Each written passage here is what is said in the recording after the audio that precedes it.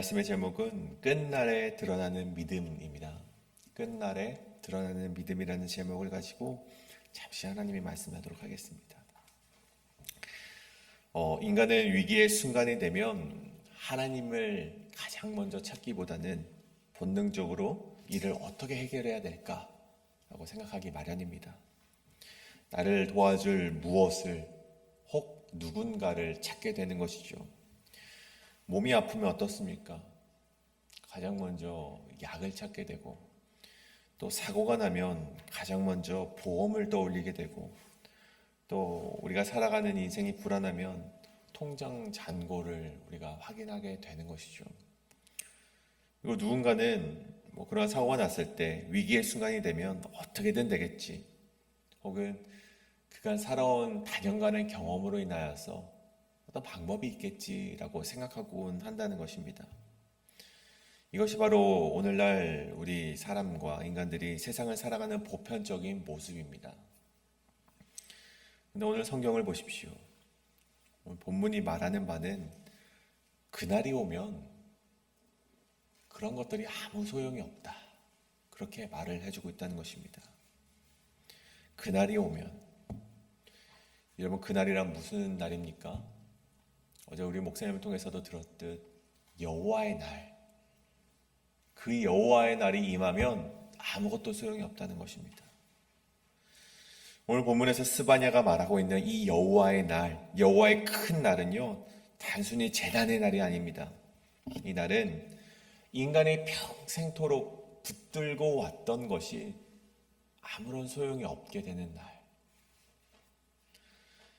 인간이 그토록 쌓아온 은과 금조차 우리를 건지지 못하는 날, 그날이 바로 오늘 스바냐가 말하는 여호와의 날이라는 것입니다.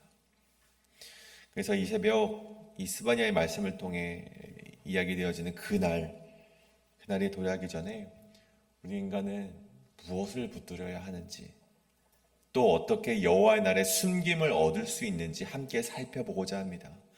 특별히 두 가지로 그것을 살펴볼 때 저와 여러분에게 주신 하나님의 음성을 발견해내시는 그런 새벽 시간이 되기를 간절히 소원합니다. 오늘 첫 번째는 여호와의 날의 심판은 결코 누구도 피할 수 없다는 것입니다. 여호와의 날의 심판은 결코 그 누구도 피할 수 없다. 스바냐는 이 여호와의 날에 대해서 설명을 할 때 단순히 재앙이 아니라 하나님과 인간 사이의 관계가 드러나는 날로 생각을 했습니다. 다시 말해서 인간이 하나님을 붙들어야 하는데 붙들지 않고 무엇을 붙들고 살아왔는지가 적나라하게 드러나는 날이 바로 이 여호와의 날이라고 생각을 했던 것이죠. 그래서 표현하길 14절에 용사가 슬피 운다라고 표현을 하고 있습니다. 여러분, 용사를 한번 생각해 보십시오. 히브리어 기뽀르라는 단어가 사용이 되죠. 보통 이 용사라는 말은요, 전쟁의 영웅들을 뜻합니다. 그리고 이 단어의 뿌리가 되는 동사를 보면 가바르, 강하다, 능력을 발휘하다라는 단어로 이제 원어가 되어 있는데, 그래서 이 단어가 사람에게 쓰일 때, 이 동사가 사람에게 쓰일 때는요, 힘이 세다라는 단어가 이렇게 힘이 세다라는 단어로 우리가 그 의미를 바라볼 수 있는데, 그 단어 안에는요, 그 힘의 근원이 어디로부터 오는지에 대한 의미도 담겨져 있다고 합니다. 그래서 이 가바르, 힘이 세다, 능력을 발휘하다라는 그 단어 안에는요, 스스로 힘이 세다, 자신으로부터 능력을 발휘하다라는 뜻을 가진다고 하죠. 그 힘의 근원이 그 본인 안에, 그렇게 말하는 자 그 안에 있다고 이렇게 표현이 되어 있다는 것입니다.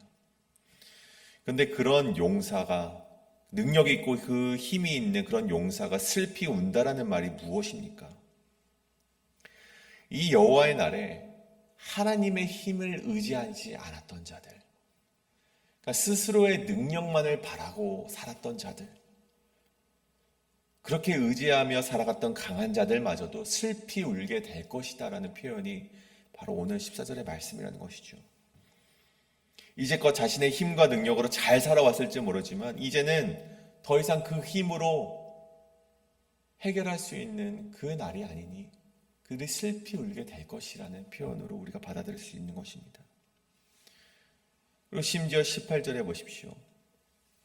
자신의 힘으로도 해결하지 못하고 18절에 보면 은과 금마저도 인간을 건지지 못하는 날이 바로 그 여호와의 날이라는 것입니다. 은과 금은 손쉽게 우리 재물을 의미하는 것으로 바라볼 수 있겠죠. 근데 여러분, 재물은 무엇입니까? 인간이 만들어낸 가장 큰 보호장치 아니겠습니까? 그런 재물, 돈이 있으면 평안함을 살 수 있고 안락함 또한 우리가 누릴 수 있으며 행복을 살 수 있다고 생각하는 시대이지만 스바냐는 단호하게 말합니다. 그들의 은과 금마저도 그들을 건져내지 못할 것이다. 여기서 좀 더 중요하게 이 표현을 좀 달리 말해보자면 돈 자체가 아니라, 재물 자체가 아니라 돈에 대한, 재물에 대한 의존도를 말하는 것입니다. 하나님께서 앉으셔야 할 자리에 무엇이 앉은 것이죠? 재물이 앉아버린 인생. 하나님께서 앉으셔야 할 자리에 은과 금을 앉힌 자들의 그 말로는 어떻게 됩니까? 재물마저도 자신을 지키지 못하는 여호와의 날을, 그 날에 심판을 받게 될 것을 보게 된다는 것입니다. 여러분, 그 여호와의 날을 묘사하는 그 표현을 한번 보시길 바랍니다. 우리 15절과 16절이죠. 그날은 분노의 날이요, 환난과 고통의 날이요, 황폐와 패망의 날이요, 캄캄하고 어두운 날이요, 구름과 흑암의 날이요, 나팔을 불어 경고하며 견고한 성읍들을 치며 높은 망대를 치는 날이로다. 여러분, 안 좋은 단어를 죄다 가져다 붙이며 그것을 여호와의 날이라고 스바냐가 설명을 하고 있는데, 이 표현들은 인간으로 하여금 얼마나 무서운지 봐라, 겁을 먹어라 라고 이야기하기보다는 인간이 피할 수 없는 날이라는 것을 보여주는 스바냐의 표현으로 보여집니다. 그러니까 하나님의 공의가 얼마나 무서운지 너희가 한번 봐라. 이 공의가 얼마나 우리가 피할 수 없는 길인지를 너희가 알기를 바란다. 하나님의 심판이라는 것은 마치 이러한 분노의 날이고 환난의 고통의 날인데 너희가 피할 수 없을 것이다. 하나님이 세세하게 다 기록하셨을 테니 너희가 피할 수 없는 날이다 라는 것을 15절과 16절에 기록을 해놓은 것이죠. 물론 장차 이 남유다에 속해 있던 스바냐였기에 바벨론 군대가 쳐들어오게 될 그날을 묘사한 것이겠지만, 사실 조금 더 우리가 깊게 들어가 보면 인간이 의지한 모든 질서가 무너지는 절망적인 그 날에 대해서 묘사한 것으로 우리가 볼 수 있다는 것입니다. 그래서 오늘 우리가 이 말씀을 묵상할 때 우리는 반드시 이 한 가지 질문을 우리 스스로에게 던져야만 합니다. 나는 오늘 무엇을 의지하며 살아가고 있는가? 하나님이 주인 되셔야 할 그 자리에, 그 내 마음의 중심의 그 자리에 나는 무엇을 올려두고 있는가? 이것이 여호와의 날이 우리에게 던지는 중요한 질문이라는 것이죠. 사랑하는 여러분, 여러분은 여러분의 중심에 하나님께서 앉으셔야 할 자리에 무엇을 놓으셨습니까? 혹 자존심을 놓으셨습니까? 혹 재물을 놓으셨습니까? 아니면 혹 내가 쌓아온 경험들과 능력들을 그 자리에 앉혀놓고 하나님을 잠시 내려놓는 것은 아닌지 우리가 한번 되살펴보기를 원합니다. 여호와의 날은 두려움의 날이기도 하지만 동시에 우리가 의지하는 것이 무엇인지 분명하게 보여주는 날이라는 것입니다. 꼭 고난이 우리에게 당도해야지만, 그 여호와의 날이 당도해야지만 우리가 내가 하나님을 모시지 않았구나, 내 마음의 중심의 의자에 앉히지 못했구나라는 것을 발견해내지 마시고, 우리가 오늘 되돌아봄으로 그 고난이 오기 전에, 그 여호와의 날이 당도하기 전에 그것을 미리 생각하시고, 혹 우리가 하나님을 우리의 마음의 중심에 앉혀드리지 못했다면 회개하시고 다시금 하나님을 내 마음의 중심에 우리가 앉혀드리는 그런 저와 여러분이 되시길 간절히 소원합니다. 그렇다면 두 번째는 이 여호와의 날의 심판에서도 숨김받는 길을 찾아야 한다입니다. 여호와의 날의 심판에서도 숨김받는 길을 찾아야 한다. 언제나 그랬듯이 하나님의 말씀은 심판의 메시지로 끝나질 않습니다. 요한계시록이 그랬고 스가랴가 그랬고 모든 말씀이 그렇습니다. 오늘 스바냐 역시 심판이 끝이 아닌 이 돌이킬 수 있는 길을 열어두고 있는 것을 보게 됩니다. 2장 1절을 보십시오. 수치를 모르는 백성아 모일지어다 모일지어다 라며 2장이 시작이 되고 있죠. 여기서 수치를 모른다는 말을 통해 보여지는 한 가지 사실은요, 범죄의 가장 큰 문제는, 물론 이 범죄 자체도 악한 것이지만 범죄의 가장 큰 문제는 그것을 부끄러워하지 않는 데 있다는 것입니다. 여러분, 그것은 어느 시대나 마찬가지죠. 이 부정하게 돈을 벌어도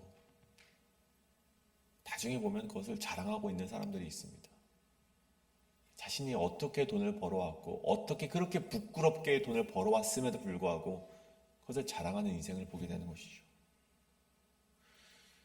거짓말을 해도 능력만 있다면 인정을 받는 세상이기 때문에 여러분, 사람들이 수치도 모르고 그런 것을 자랑하지 않습니까? 어떤 사업을 하는데 그 사업이 하나님께 기쁨이 되지 않는 사업이라는 것을 알고 있음에도 불구하고 나 그런 사업 할 거야 라고 계획하는 이들의 모습을 보십시오. 수치를 모르는 사람들의 모습이라는 것입니다. 오늘 스바냐는 2장 1절에서 그런 수치심이라고는 찾아볼 수 없는 죄악된 인간들을 가리켜서 모일지어다 라고 이야기하는 것을 보게 됩니다. 여러분, 왜 불러 모읍니까? 여러분, 그들의 죄악을 심판하시기 위함입니까? 사실 우리가 하나님의 백성으로서, 의인된 입장으로서 하나님께서 그들을 부르셨을 때 심판을 하시길 원하는 마음이 없지는 않습니다. 여러분, 우리는 하나님의 말씀대로 살아가는 사람들로서 그럼 죄악된 사람들을 볼 때 어떤 마음이 듭니까? 저들이 심판받기를 원하고 저들의 죄악이 하나님의 공의에 맞게 저들의 죄값을 치르길 바라는 것이 우리의 마음이겠죠. 그런데 하나님을 보시면 하나님의 마음은 그렇지 않은 것을 보게 됩니다. 2절을 보십시오. 명령이 시행되어 날이 겨같이 지나가기 전, 여호와의 진노가 너에게 내리기 전, 여호와의 분노의 날이 너에게 이르기 전에 그리할지어다. 그래서 3번이나 전이라는 그런 단어가 반복이 됩니다. 그러니까 결국 스바냐가 하는 말은 여호와의 날이 이르기 전에 너희 수치조차 느끼지 못하고 살아가는 정말 큰 죄인들에게 마지막 기회를 주고 있는 하나님의 모습을, 하나님의 음성을 우리가 보게 된다는 것입니다. 심판이 임박했지만 아직 은혜의 마지막 순간이 남아있음을 보여주는 말씀이 바로 오늘 2장의 말씀이라는 것입니다. 그렇기 때문에 하나님의 공의는 무조건적인 파멸이 아니라 돌이키라는 회개의 초청임을 우리가 깨달을 수 있다는 것입니다. 그렇다면 여러분, 돌아와서 단순히 돌아오는 것으로 끝내서는 안 되겠죠. 돌아와서 무엇을 해야 합니까? 3절에 보면요, 이런 말씀이 기록이 되어 있죠. 너희는 여호와를 찾으며 공의와 겸손을 구하라. 여러분, 여기서 여호와를 찾으라는 말은요, 이 회개와 관련이 되어 있습니다. 여러분, 회개라는 것은 관역이, 화살의 관역을 빗나가는 것을 말한다고 이전에 함께 나누었던 적이 있습니다. 여러분, 그 관역으로 향하지 못하는 인생은 다 죄악된 인생인데, 여호와를 찾으라는 것은 무엇입니까? 다시 관역에 맞는 인생이 되어라. 하나님의 뜻 가운데 살아가라. 하나님을 찾는 인생으로서 이제는 돌이키며 살아가라. 사실 이것이 회개하라라는 말씀과 일맥상통한다는 것이죠. 뿐만 아닙니다. 3절에서는 계속해서 말하길 공의와 겸손을 구하라라고 말을 하고 있습니다. 공의, 제덱라는 것은 하나님의 질서를 인정하라는 것입니다. 하나님께서는 분명한 심판의 기준을 세우셨는데 그 기준을 인정을 하고 그 기준대로 올바른 관계를 세워나가라는 말이 바로 이 공의를 찾으라는 것이고, 겸손이라는 것은요, 이 히브리어 아나라는 이 히브리어 동사에서 나온 것인데 응답하다, 굴복하다, 낮아지다라는 뜻이 가지고 있습니다. 다시 말해 하나님의 뜻에 응답하는 인생을 살아라. 하나님의 뜻에 굴복하는 인생을 살아라. 하나님의 뜻에 낮아지는 인생을 살아라. 그것이 바로 겸손이라는 것입니다. 하나님의 말씀과 뜻에 나의 뜻을 더하지 않고 하나님의 뜻에 굴복하는 것을 말합니다. 오늘 스바냐가 말하는 것이 여호와의 날로부터 건짐을 받을 수 있는 유일한 길이 바로 이 여호와를 찾고 공의와 겸손을 따르는 길임을 오늘 우리와 이 시대의 사람들에게 이야기하고 있다는 것입니다. 그렇게 될 때 3절에 혹시 숨김을 얻으리라 라는 표현을 하고 있죠. 그래서 숨김은 단순히 숨는 것이 아니라 하나님이 예비하시고 준비하신 피난처로 들어가는 길임을 보여주고 있습니다. 마치 노아가 방주 안으로 들어갔듯이 이 출애굽 밤에 이스라엘 백성들이 어린 양의 피 아래에 숨겨졌듯이 하나님의 백성은 그 심판의 날에도 숨김받을 수 있는 곳이 있다라는 것입니다. 여러분, 우리가 숨을 곳이 어디입니까? 바로 여호와의 날개, 여호와의 그 손 아래, 그리고 이 예수 그리스도의 십자가 아래 우리가 숨길 곳은 그곳밖에 없다는 것입니다. 여러분, 여호와의 날에 여러분은 어디로 피하시겠습니까? 여러분이 쌓아놓은 재물로, 여러분이 의지하는, 여러분이 살아왔던 노하우의 그곳으로 숨으시겠습니까? 아니면 하나님께 회개하고 공의와 겸손을 구하며 여호와의 그 날개 아래 거하시겠습니까? 사랑하는 여러분, 오늘 말하는 이 공의를 따르는 것, 그리고 그 겸손은요, 단순히 성품을 말하는 것이 아닙니다. 나는 겸손하지 못해. 내 성품이 좀 겸손과는 조금 멀어. 그러면서 나와 맞지 않는 기질이다, 나와 맞지 않는 성격이다 말할 수 있는 것이 아니라는 것이죠. 여러분, 오늘 이 성경이 말하는 이 공의와 그리고 이 겸손이라는 것은요, 생존의 방식을 말하는 것입니다. 교만은 심판의 불길을 피하지 못하지만 겸손은 심판을 피할 수 있는 유일한 생존 방식이자 유일한 길임을 오늘 스바냐가 말해주고 있다는 것입니다. 하나님 앞에 무릎을 꿇어야만이 여러분 우리가 살아날 수 있는 것이고, 공의에 따라 그 질서를 따라 살아가는 것, 하나님만을 피난처로 삼는 자만이 그 날에 여호와께로 숨김을 받을 수 있다는 것입니다. 여러분, 오늘 이 시대를 종말의 시대라고 부릅니다. 예수님이 이미 오셨고 우리 그것을 초림이라 부르죠. 또 다시 오시겠다고 약속하셨던 그 재림 사이에 우리는 예수께서 다시 오실 것을 기다리며 살아가는 말세의 시대, 그것을 바로 종말의 시대라고 부르며 살아가고 있습니다. 결국 우리는 언제 올지 모르는 여호와의 날을 기다리며 살아가는 성도라는 뜻이 되는 것이죠. 그렇다면 우리가 어떻게 살아가야 하겠습니까? 그 대답을 오늘 스바냐가 대신 해주고 있는 것입니다. 그러므로 오늘 우리가 기도하실 때 이렇게 좀 기도하며 나가시길 원합니다. 주님, 내가 무엇을 붙들어야 하는지 알게 하시고 그것을 깨달았다면, 알았다면 그것을 붙들 수 있는 용기마저도 허락하여 주옵소서. 또 나의 교만을 꺾으시고 오직 주님의 공의와 겸손으로 살아갈 수 있는 내가 되어서 하나님께 숨김받을 수 있는 인생, 하나님이 예배하신 피난처로 나아갈 수 있는 그런 인생이 될 수 있도록 나의 삶을 주관하여 주시옵소서. 여러분, 이 기도가 우리 모두의 기도가 되기를 간절히 소원합니다. 그럴 때 여호와의 날은 두려움의 날이 아니라 하나님의 품 안에서 보호받는 은혜의 날이 될 줄로 믿습니다. 우리가 이 시간 이렇게 기도하며 나아가실 때 하나님의 의가, 하나님의 은혜가 여러분에게 임할 줄로 믿습니다. 오늘 이것을 놓고 함께 기도하며 나아가시겠습니다. 기도합니다. 사랑의